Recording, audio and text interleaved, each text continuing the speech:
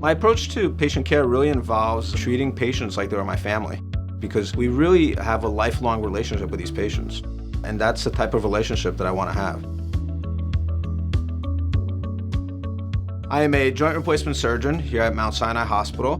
My focus is predominantly hip and knee replacement surgery. My typical patients are in their 50s or 60s. Many of them were athletes beforehand, and now they've developed arthritis and require joint replacement surgery. And some of these patients, unfortunately, require surgical intervention very early on. The majority of time, arthritis can be treated non-operatively. Surgery is the last resort. We try to educate patients about activity modification, injections, physical therapy, a variety of non-operative treatments that they can do. Now, Sinai is a great place to have orthopedic surgery because if you have any problems, orthopedic problems, medical problems, we can take care of anything.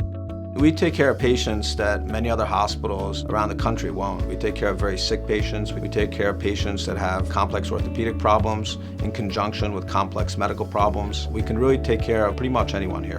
The field of orthopedic surgery is heading towards more minimally invasive procedures. Recovery after joint replacement has become quicker and quicker. Patients oftentimes go home the same day. Many patients don't have to go to rehab, and many patients don't even have to do rehabilitation or physical therapy. Hip and knee replacements are highly successful operations. There's nothing better than having a patient come back after a primary joint replacement or after a complex revision surgery, with a big smile on their face and saying, hey, I came back, I can play tennis, I can go skiing again. Those things really keep me moving.